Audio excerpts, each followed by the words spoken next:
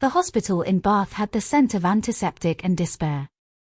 Pale green walls, the kind that never truly felt warm, echoed with distant footsteps and muffled voices. It was just past 6 in the morning when Margaret Thompson arrived, carrying a modest canvas bag and a quiet determination. The nurses barely glanced up. They had seen her here every day for the past week. Her husband, Harold, had been admitted after collapsing in the garden. Heart failure, the doctor had said. Stress. Age. Years of bad habits catching up. Margaret found him half asleep, thin under the sheets. His once dominant frame now sunken and frail. The machine beside him beeped with clinical regularity, indifferent to their shared history. She stood by his bed and whispered a soft, "Morning, Harold." He opened one eye. "You're early." She nodded. "I brought your paper. And tea. From home." Harold groaned. "That rubbish water they bring here, I'd rather drink from a puddle." He took the cup without gratitude. As he drank, Margaret began tidying the small space around his bed. She folded his pajamas neatly, wiped the corners of the table, and adjusted his pillow like second nature. A nurse passed by and offered her a tired smile. "He's lucky to have you, love." Margaret just smiled. She'd heard that so many times over the years that it stopped meaning anything. Then, without warning, Harold turned and retched. The teacup slipped, clattering onto the floor. Vomit spilled across the bedsheets and onto the linoleum. The nurse rushed back in, but Margaret waved her off. "I've got it." "I always do," she murmured, kneeling down with a cloth already in her hand. She worked silently, methodically, wiping the floor, replacing the soiled linens, keeping her face calm as the smell rose sharply around her. Harold watched, expression unreadable. And then, just as she was wringing the cloth, he muttered, "That's all you're good for, isn't it?" The words hit her harder than the stench. She didn't look up. Not even a flinch. She kept wiping. But inside, something shifted. Something old and buried cracked just slightly at the edges. No one else noticed. Not the nurse who walked past. Not the porter pushing a trolley. But in that silent moment, Margaret began to remember who she once was. And who she had become. Outside the hospital, rain tapped against the window like distant applause. Inside, Margaret folded the cloth, stood up slowly, and looked at Harold, not with anger, but with a calm that unsettled even him. "Rest, Harold," she said. "You'll need your strength." Then she stepped out, not to leave, but to breathe. The wind howled across the stone streets of Bath as Eliza Thompson stepped off the coach, her boots clicking against the damp pavement. She hadn't been home in months, not since the row with her father that had left both of them red-faced and silent. University had been her excuse to stay away.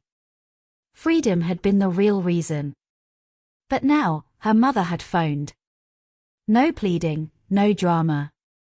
Just a soft, "Your father's in hospital, Eliza. I thought you should know." She wasn't even sure why she came. Perhaps guilt. Perhaps curiosity. Perhaps the voice in her chest that still called her home. The hospital looked exactly as she remembered, clinical and tired, with that faint whiff of bleach and waiting. She found her mother not in Harold's room, but in the tiny hospital cafe, stirring tea with no sugar. "Eliza," Margaret said, without surprise. "Mum." Eliza dropped her bag and sat beside her. "You look thinner." Margaret smiled, but her eyes didn't join. "I suppose I do." They sat in silence for a while. Eliza glanced at her mother's hands, red at the knuckles, nails trimmed to the quick. Working hands. Always had been. "I heard he was sick," Eliza finally said. Margaret nodded. "Collapsed in the garden. The doctor says it's his heart." Eliza sipped her tea. "Is he?"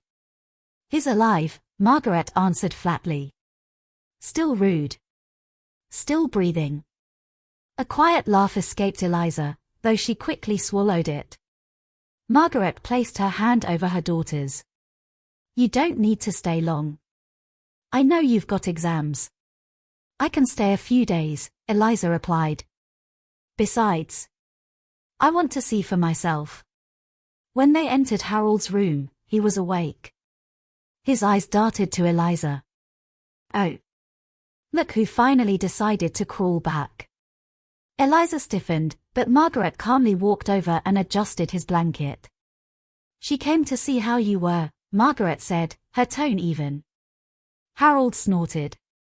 I'm sure. Probably wants to see how long before I pop off. Eliza wanted to shout. To shake the bed. To demand kindness. But then she saw her mother's face, still. Controlled. Distant, in a way that was new. So she said nothing. Instead, she sat in the corner and watched the two of them. The man who had thundered through their childhood with demands and bitterness. And the woman who had softened herself until she almost disappeared. Almost. Because Eliza noticed something. Her mother wasn't folding. She wasn't shrinking. She was observing. Measuring. That evening, as they walked back to the guest housing across the street, Eliza said, he hasn't changed. No, Margaret replied, eyes forward. But I have. The words hung between them like a bridge slowly being built. And Eliza, for the first time in years, took a step toward her mother across it. The days that followed were a fragile dance between hospital visits and the silent tension that filled Margaret's modest home in Bath. Eliza stayed nearby, her books spread out but often untouched, her mind elsewhere.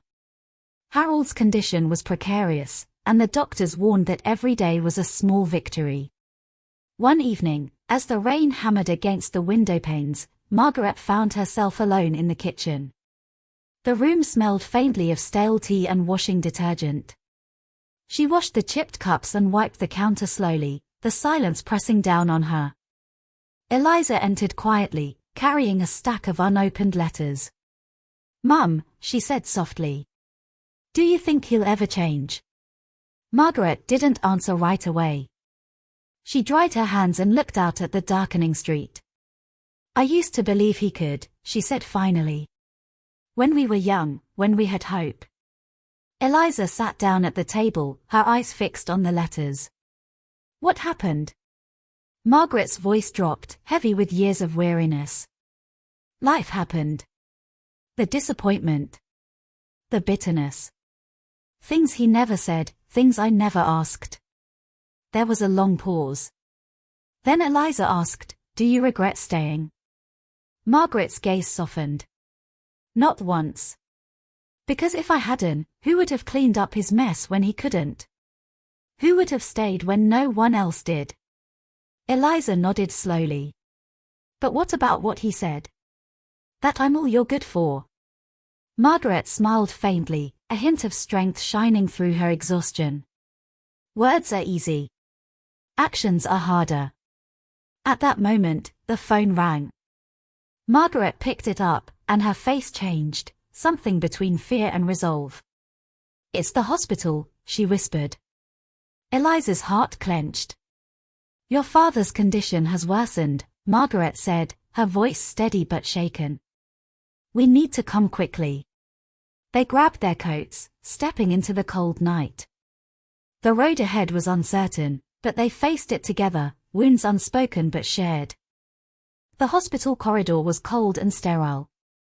The fluorescent lights flickered overhead as Eliza and Margaret hurried down the hall toward Harold's room. Nurses and doctors moved swiftly, faces taut with urgency. Inside, Harold lay pale and still, a shadow of the man who had once ruled their home with a booming voice and an iron fist. His breathing was shallow, the steady beep of machines marking the fragile rhythm of life. Margaret took his hand gently. Eliza stood by the window, watching the rain trace slow paths down the glass. Harold's eyes fluttered open. He looked at Margaret and then at Eliza. His voice was weak but carried that familiar edge. "So, you came back." "What, hoping I'd be grateful?" Eliza swallowed hard, fighting the knot in her throat. Margaret's hand tightened around his. "We're here, Harold. You're not alone." For a moment, the old bitterness seemed to soften, replaced by something quieter. Regret, perhaps. Harold's gaze shifted to Eliza. You stayed, didn't you? Even after I said those things." Eliza met his eyes. "Yes. Because you're still my father." Harold's breath hitched. "I'm sorry. For all of it." Margaret blinked back tears. Eliza's heart ached, but she held steady. Outside, the rain slowed. A new day was coming, uncertain but full of fragile hope. The hospital room felt heavy with a mixture of relief and exhaustion. Margaret pulled a chair close to Harold's bedside while Eliza lingered near the door, uncertain whether to stay or give them privacy. Harold's eyes, though tired, held a flicker of vulnerability Margaret hadn't seen in years. He struggled to speak again. "I never wanted to be the man who drove you both away," he murmured. "I was scared of failing, scared of losing control." Margaret's heart ached. "We never wanted to leave you, Harold. We only wanted you to see us. To see how much we needed you." Eliza stepped forward, her voice barely above a whisper. "It's not easy to forgive, but we can start by trying." Harold gave a faint smile, a tremor of hope breaking through his weariness. Maybe it's not too late." Margaret reached for his hand again, holding it firmly. Not too late at all. Outside, the hospital buzzed with life, the world moving on beyond these walls. But inside that quiet room, fragile bonds were beginning to heal, thread by thread. Days passed slowly in the hospital as Harold's strength began to return, fragile but steady. Margaret and Eliza settled into a routine, morning visits, quiet afternoons reading, and long talks that tried to mend the broken pieces of their past. One afternoon, as the spring sunlight filtered through the curtains, Harold reached out to Eliza with an unsteady hand. Would you like to come home when I get better?" he asked quietly. Eliza blinked, surprised. "I don't know. I've been scared for so long."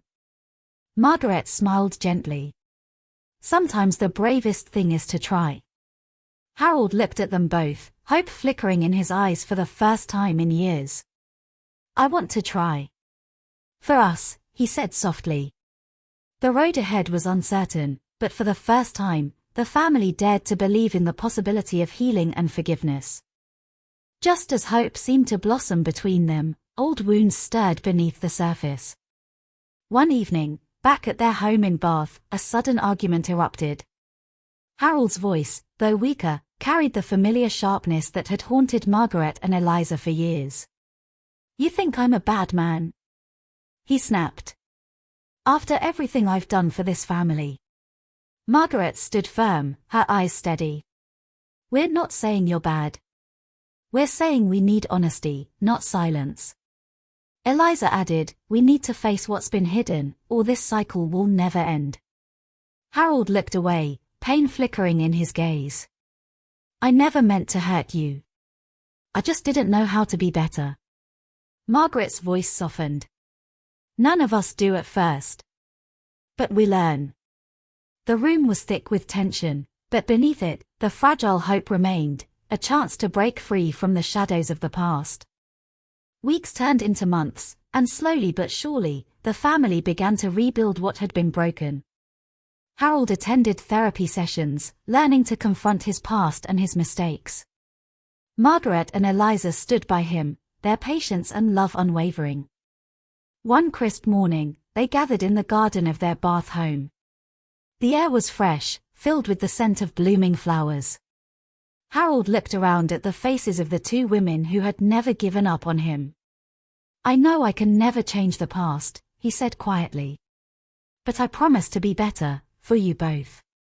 Eliza smiled, tears shining in her eyes. "That's all we ever wanted." Margaret reached out, taking Harold's hand once again. We're family. That means fighting, forgiving, and moving forward, together.